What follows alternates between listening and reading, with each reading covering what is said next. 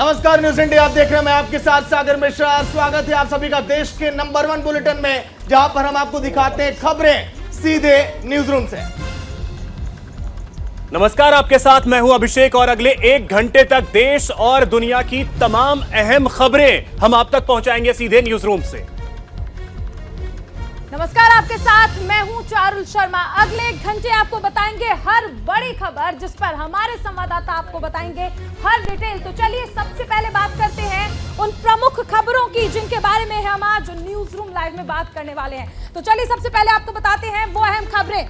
सियासी तकरार, आरक्षण रहेगा बरकरार। आज ईडब्ल्यूएस आरक्षण पर सुप्रीम कोर्ट की मोहर लग गई है।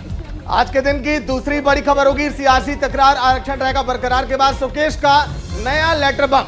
नए लेटर बम में क्या है, आम आदमी पार्टी पर क्या आरोप लगे हैं, न्यूज इंडिया आपको यह भी बताएगा। बिल्कुल, इसके बाद बात करेंगे तीसरी वो खबर कौन सी है जिसके बारे में हम न्यूज रूम लाइव में बात करने वाले हैं। तो देखिए, ये 2 बड़ी अहम खबरें हमने आपको बताई जिस पर न्यूज रूम लाइव में हम बात करेंगे। इसके बाद तीसरी खबर, हिंदुत्व से फिर से होगा बेड़ा पार। हिमाचल प्रदेश में किस तरह से हिंदुत्व कार्ड खेला भारतीय जनता पार्टी ने, इसमें भी बात होगी। चौथी खबर आज के दिन की, एमसीडी चुनाव किसका चलेगा दांव, क्योंकि एमसीडी चुनाव की अगर हम बात करें तो 2 दिग्गज पार्टियां आम आदमी पार्टी और बीजेपी, क्या दांव होगा पार्टियों का वो भी आप जानेंगे। बिल्कुल, चौथी खबर के बाद बात करते हैं 5वीं खबर की। आखिर किसने बनाया गुजरात? भारतीय जनता पार्टी का वो कौन सा कैंपेन है जो अब आने वाले वक्त में विपक्षी पार्टियों के दांत खट्टे करने वाला है। देखिए, आज के दिन की छठी बड़ी खबर होगी सोरेन पर सुप्रीम फैसला, क्योंकि हाई कोर्ट के फैसले को सुप्रीम कोर्ट ने पलट दिया। क्या वो फैसला, वो भी आप जानेंगे। बिल्कुल, सोरेन पर सुप्रीम फैसले के बाद प्रदूषण पर महामंथन चल रहा है। लंबे वक्त से दिल्ली वालों के लिए बुरी खबर आ रही थी, लेकिन फिलहाल जो खबर है वो राहत भरी आ रही है, जिस पर मंथन चल रहा है। मस्क का यू टर्न, क्योंकि जो कर्मचारी फिलहाल काम से वापस गए थे, जिन्हें हटाया गया था, मस्क ने कहा कि वापस आइए, प्लीज कम बैक। क्या वजह इसके पीछे, न्यूज इंडिया आपको यह भी बताएगा। लेकिन आपको सीधे तस्वीरें अब दिखाएंगे हिमाचल की। 68 विधानसभा सीटों वाले हिमाचल में प्रियंका गांधी संबोधित कर रही है। क्या कुछ कह रही है, सुनाते हैं आपको। बदलते क्यों नहीं? बदलोगे?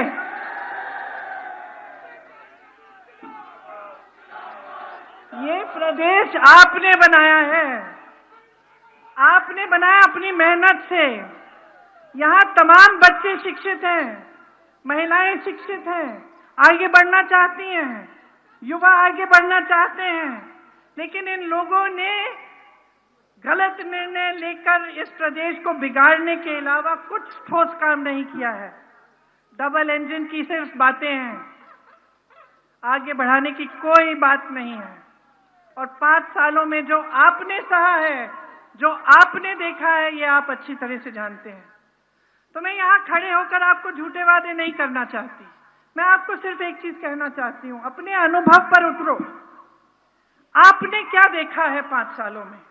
क्या आपने ऐसे नेता देखे हैं कि आपके घर आके आपकी परेशानियों को समझे? आप ओपीएस ओपीएस ओपीएस चिल्ला चिल्ला कर थक गए, किसी ने सुनवाई की आपकी? ये कितनी गहरी समस्या है मैं जानती हूँ। उत्तर प्रदेश में काम करती हूँ, उत्तर प्रदेश में भी बहुत गहरी समस्या है। जब आप एक सरकारी नौकरी लेते हैं तो सबसे बड़ा उसका जो अट्रैक्शन होता है, क्या होता है कि जीवन भर आपको पेंशन मिलेगा, आपकी सुरक्षा होगी, वरना आप प्राइवेट में ले लेते। तो जब इतनी गहरी समस्या है, आप 5 सालों से कह रहे हैं, 10 सालों से कह रहे हैं, कोई सुन नहीं रहा है। ये स्थिति है। क्या मिला आपको? हाँ, ये सच है कि बड़े बड़े हिमाचल से बड़े बड़े नेता बने भाजपा में, अपनी तरक्की की। क्या प्रदेश की तरक्की की? आज अगर फसल का दाम किसान मांगता है हिमाचल का, उसको मिलता है? कौन तय कर रहा है? कौन तय कर रहा है फसल का दाम? बड़े बड़े उद्योगपति। मैंने कहा सारा देश का तेल उनके इंजन में जा रहा है। रोजगार कहां से आते हैं? जो पीएसयू थे, जिससे तमाम रोजगार मिलता था, किसको बेच दिए? अपने बड़े बड़े उद्योगपति मित्रों को। जो आपकी संपत्ति है, देश की संपत्ति है, वो उनको बेच दिया। आज अगर आपके फसल का दाम तय करते हैं तो वो करते हैं, किसान नहीं करता है। तो आप समझिए, बार बार मैं सिर्फ यही आग्रह करती हूँ, शिक्षित हो, समझदार हो, बहुत विवेक है आप में। जो संघर्ष में जीवन आपका है, किसी नेता का नहीं है। गलत। तो बात अगर हिमाचल की करें तो कांग्रेस को उम्मीद है कि जो ट्रेंड वहां पर है वो बरकरार रहेगा, कांग्रेस सत्ता में आएगी। लेकिन न्यूज़रूम में बड़ी खबर की दस्तक फिलहाल, ईडब्ल्यूएस आरक्षण पर सुप्रीम कोर्ट की मुहर। 5 में से 3 जस्टिस ईडब्ल्यूएस आरक्षण के समर्थन में। बड़ी खबर आपकी टीवी स्क्रीन पर, 2 जस्टिस ने ईडब्ल्यूएस आरक्षण का विरोध किया। सीजेआई यूयू ललित भी आरक्षण के खिलाफ है। अभिषेक, तो बिल्कुल आज ये क्लियर हो गया कि देश में गरीब सवर्णों के लिए आरक्षण जो है वो जारी रहेगा। सुप्रीम कोर्ट ने ये क्लियर कर दिया है। 5 जजों की संवैधानिक पीठ उसने ये क्लियर किया, जिसमें से 3 जज जो हैं वो समर्थन में रहे आरक्षण के, वहीं 2 जज जो हैं वो आरक्षण के खिलाफ रहे। और इसी की वजह से यह स्थिति बनी कि 5 जजों की बेंच में से जो कि संवैधानिक पीठ थी, उनमें से 3 जज हां और 2 जज ना। अब इसमें चलिए वकीलों का रिएक्शंस लगातार आ रहा है, वो आपको सुनाते हैं कि वकील क्या कुछ कह रहे हैं इस पूरे मसले को लेकर के, जो फैसला आज सुप्रीम कोर्ट से सामने आया। मैं आपको एकदम स्पष्ट हिंदी में बता दूं कि संवैधानिक पीठ की 4 पीठ ने जजमेंट प्रोनाउंस किया। जजमेंट बहुत बड़े थे। उसके बाद जस्टिस 3 जजों ने उसमें कहा कि ये जो संशोधन किया गया है वो संविधान की मंशा के अनुरूप है, जबकि जस्टिस रविंद्र भट्ट और जस्टिस मुख्य न्यायमूर्ति ललित ने कहा कि ये संविधान की मंशा के विपरीत नहीं है और एक्सक्लूजन जो किया गया है वो संविधान की जो मूल भावना है या उसके जिस तरीके से आज जो जजमेंट आया है, जो 103 अमेंडमेंट था उसको चैलेंज किया गया था, क्योंकि 103 अमेंडमेंट में ये एक्सक्लूड कर दिया था ओबीसी एससी एसटी को, तो ये वायलेट कर रहा था आर्टिकल 14 को, राइट टू इक्वलिटी को। इस इशू को लेके याचिका फाइल हुई थी कि आप आर्थिक आधार पर आरक्षण दीजिए, मगर जिस तरीके से एक्सक्लूजन हुआ है ये गलत हुआ है, जिसको माइनॉरिटी जो व्यू आया है चीफ जस्टिस और जस्टिस रविंद्र भट्ट का, उन्होंने इस चीज को माना है। हमारे क्लाइंट का अभी कहना है, अब लीगल एडवाइस लेंगे। बाकी जो हमारा जो व्यू था, जिस बेसिस पे हम लोगों ने पिटीशन फाइल की थी, वो माइनॉरिटी जजमेंट में बिल्कुल झलक रहा है और इसमें अच्छी संभावना बनती है कि इसमें रिव्यू फाइल की जाए।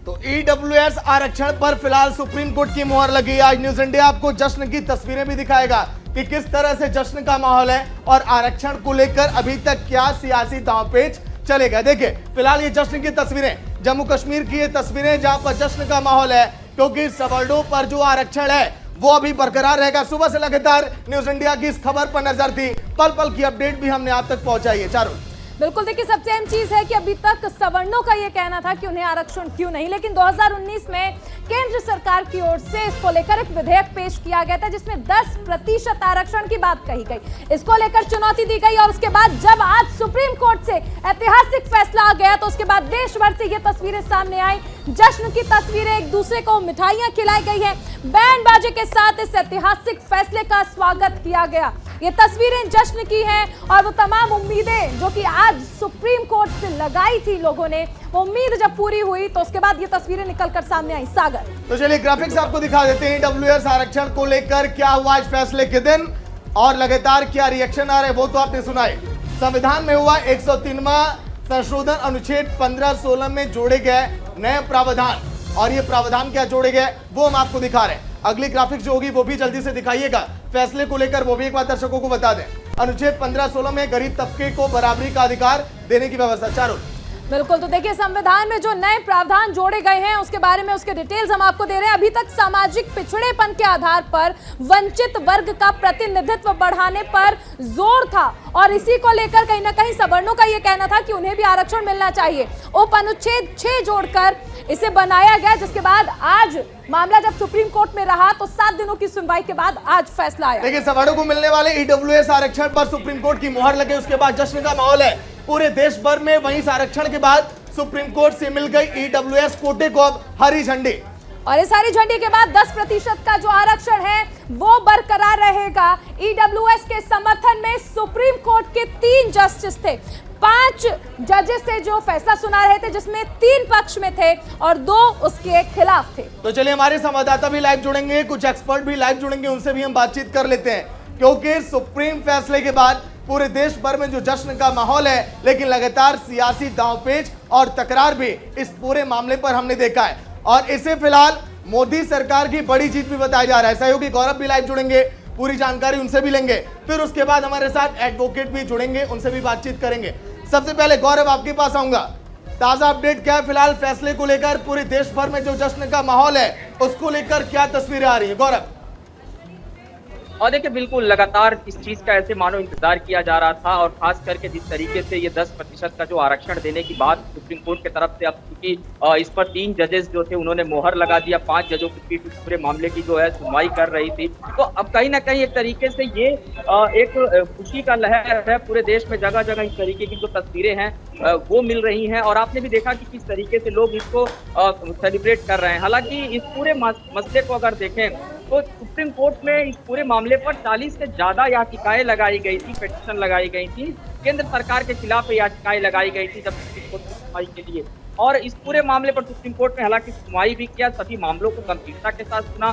और आपको बता दूं कि इसमें 27 सितंबर को सुप्रीम कोर्ट ने अपना फैसला सुरक्षित रख लिया था, और आज जब सुप्रीम कोर्ट के जजेस इस मामले का पर फैसला सुनाने के लिए बैठे तो उन्होंने साफ तौर पे उन सभी बातों का जिक्र करते हुए इस चीज को समझा, और ये जो आरक्षण की प्रक्रिया है, 10% आरक्षण सवर्णों को मिलने की बात की जा रही है, उसको लागू कर दिया। और अब देखिए यहाँ पर 2019 में एनडीए ने इसको एक हथियार के तौर पे इस्तेमाल किया था, तो उस समय बड़ा विरोध हुआ था, और उसी विरोध की वजह से 40 से ज्यादा याचिकाएं सुप्रीम कोर्ट में लगाई गई थी। तो यहाँ से सरकार को भी मैं कहूंगा एक तरीके से इसका बड़ा फायदा मिलेगा आने वाले दिनों में। बिल्कुल, देखिए, और सबसे अहम चीज है गौरव, 2019 में ये विधेयक जो है केंद्र सरकार की ओर से पेश किया गया था, आज सुप्रीम कोर्ट से भी हरी झंडी मिल गई है। बहुत शुक्रिया इस तमाम जानकारी के लिए। हमारे साथ एडवोकेट अश्विनी दुबे जी भी जुड़ रहे हैं। अश्विनी जी, बहुत स्वागत है आपका न्यूज इंडिया पर।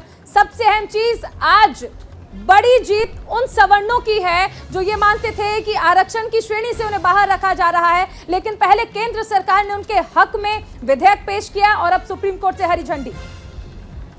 बड़ी जीत उन सवर्णों की है जो आर्थिक आधार पर, जिनकी आर्थिक स्थिति ठीक नहीं थी उनको, लेकिन पूरे सवर्णों को लाभ की बात नहीं है। 8 लाख से कैप फिक्स है इंदिरा साहनी जजमेंट के केस में, उसके मुताबिक 8 लाख से जिसकी कम की इनकम होगी उस सवर्ण को इसका लाभ होगा। दूसरा जो चल रहा है, 5 के 5 जजेस ने इकोनॉमिक क्राइटेरिया आधार होना चाहिए, इस पर कोई बहस नहीं किया। उन्होंने कहा कि इस इकोनॉमिक क्राइटेरिया में SC ST OBC को हटाना डिस्क्रिमिनेशन है।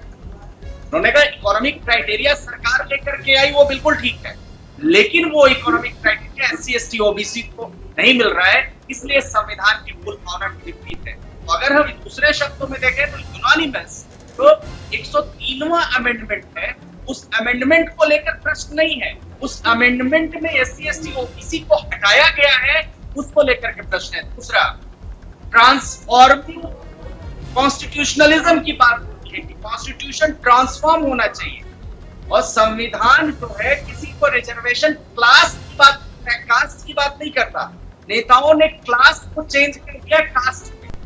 तीसरा, जस्टिस JB परदीवाला ने, अच्छा अश्विनी जी, एक चीज और अगर आप क्लियर करें, संविधान क्या आर्थिक आधार पे आरक्षण दिया जाए या ना दिया जाए, इसको कुछ क्लियर करता है क्या? संविधान ऐसा कुछ है इसके बारे में अगर आप बता पाए, क्योंकि बात अगर एक्सक्लूजन और इंक्लूजन की है तो OBC SC ST को पहले भी आरक्षण मिल रहा है, 50% का आरक्षण उनके पास है, फिर अगर जनरल के लिए 10% दिया जा रहा है तो उसमें इंक्लूड करने की बात है, मेन दिक्कत उसी की है।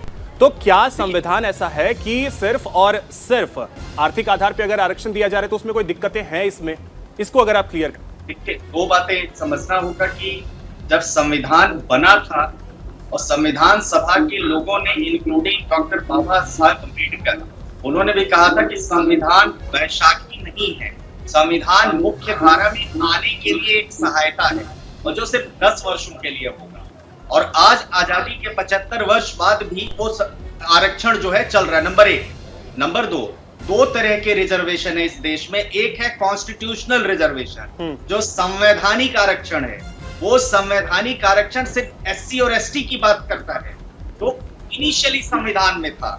उसके बाद 1990 में मंडल कमीशन के समय जब BP सिंह प्रधानमंत्री थे तो उन्होंने इसको स्टैट्यूटरी रिजर्वेशन भी किया, जो सरकार अपनी तरफ से लेकर के आई, जो संविधान में नहीं था।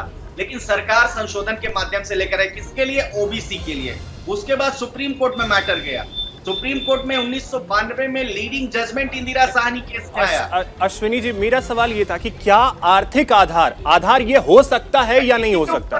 मैं उसी पर आ रहा हूँ। मेरी बात, तीनों कैटेगरी जब तक आपको समझाएंगे नहीं, आपके व्यूअर्स को नहीं पता चलेगा, उसके अलावा एकदम से जंप करना ठीक नहीं। उसके बाद 1990 में जब वो आया, फिर अब जो अमेंडमेंट हुई, उस अमेंडमेंट में 3 बातें कहते हैं। मेरे पास संविधान है, उस संविधान को तो पहला कहता है एससी एसटी ओबीसी, दूसरा आर्टिकल 15 का सब सेक्शन सब क्लॉज 6 ये कहता है any special provision for the advancement of any economically weaker section of the citizen. अब economically weaker section of the citizen कौन हो गया? जिसकी इकोनॉमिक कंडीशन। बिल्कुल अश्विनी जी, बहुत बेहतर आपने समझाया। वक्त थोड़ा कम है, बहुत बहुत शुक्रिया न्यूज इंडिया में बातचीत के लिए। एक बड़ी जीत इसे मानी जा रही है मोदी सरकार की भी। अगर हम बात करें आने वाले 2024 के चुनाव से पहले 11 से 12 राज्यों में विधानसभा चुनाव भी है, और उसके पहले सवर्णों को अपने पाले में क्या यहां पर बीजेपी करने में कामयाब होगी? चारुल, बिल्कुल सबसे अहम चीज है, ये एक बड़ा फैसला आया है, सुप्रीम फैसला। और उसके बाद देखिए सबसे अहम चीज ये भी थी सागर की, कल जो जस्टिस यूयू ललित हैं सीजेआई, उनका कार्यकाल समाप्त हो रहा है। और उससे पहले ये अहम सुनवाई थी जो होनी थी, 7 दिनों तक सुनवाई हुई, जिसके बाद फैसला सुरक्षित रखा गया था। और उसके बाद